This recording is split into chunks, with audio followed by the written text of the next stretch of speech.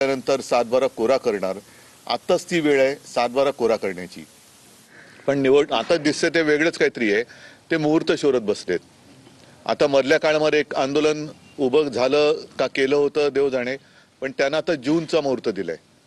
आपण येता जाताना आता बघाल तर शेतकरी बिचारे असहाय्यपणाने त्यांच्या परत पुढच्या रब्बीच्या पिकाच्या हंगामाच्या कामाला लागलेले आहेत. मग आत्ता पंचनामे अजून झालेले नाहीत. आत्ता पंचनामे करायला जर का पथक गेलं, केंद्राचं पथक आलं कधी गेलं कधी कोणालाच कळलं नाही, तर काय रिपोर्ट देणार? कारण आता येताना आपण वळण इकडे घेण्याच्या आधीच बघितलं की शेतकरी त्याचं काम करतोय.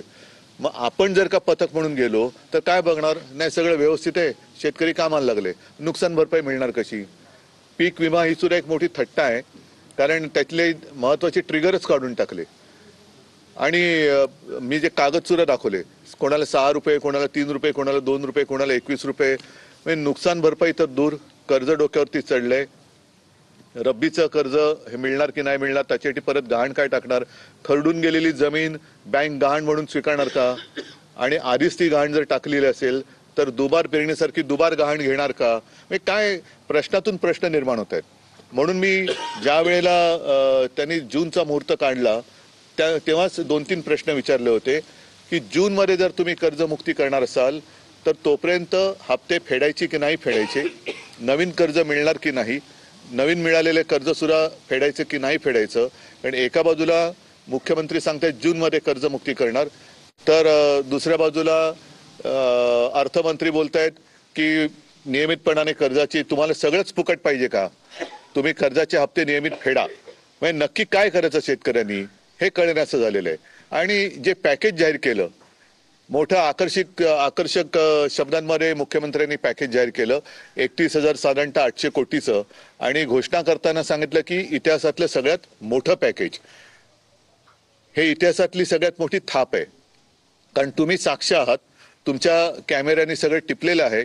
कसे शेतकरी व्यथा मांडतायत, कशा महिला आहेत, कसे आजोबा बोलतायत, कसे इतर तरुण बोलतायत, हे सगळं तुम्ही तुमच्या माध्यमातून जनतेसमोर आणलं, म्हणून मी पहिल्या प्रथम तुम्हाला सुद्धा धन्यवाद देतोय. ही वस्तुस्थिती आहे. हेच तर सांगण्याचा माझा हा प्रयत्न होता. मी काही इथे भाषण करण्यासाठी किंवा सभा घ्यायला आलो नाही. म्हणजे सरकार जे बोलतंय ते आणि जमिनीवरची वस्तुस्थिती, शेतकऱ्यांच्या व्यथा ह्या जनतेसमोर आणायला आणि सरकारचं ढोंग वेशीवर टांगायला मी हा जो काही संवाद दौरा केला तो आता 2 माझ्या बैठका राहिल्या, पण हा 4 दिवस मी त्याच्यासाठी केला. हे सगळं पाहिल्यानंतर माझ्या मनात ज्या गोष्टी आल्या ते मी बोलत आलेलो आहे. 2 गोष्टी मी शेतकऱ्यांनी सांगितल्या. पंचनामे झालेले नाहीत.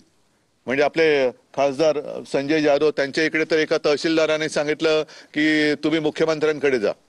कदाचित ती त्याची सुद्धा मजबुरी असेल, कारण वरनच काही आलेलं नाही, तर आडात नाही तर पोहरात कुठून येणार? त्याच्यामुळे वरनच पैसे आले नसतील तर तहसीलदार तरी काय करणार? पण तहसीलदार जर का मगरुरीने वागत असेल तर मला वाटतं त्याला उचलून मुख्यमंत्र्यांच्याकडे न्यायला लागेल. मुख्यमंत्र्यांनी सुद्धा याच्यात लक्ष घातलं पाहिजे की तुम्ही जो काय आम आणलाय, जे काय सोंग आणलंय, हे किती बोगस आहे, हे सरकार कसं दगाबाज आहे, ह्या सरकारचं पॅकेज हे कसं नुसतं बकवास आहे, हे या दौऱ्यातनं जनतेसमोर मी आणण्याचा प्रयत्न केलेला आहे. आणि त्याच्यासाठी मी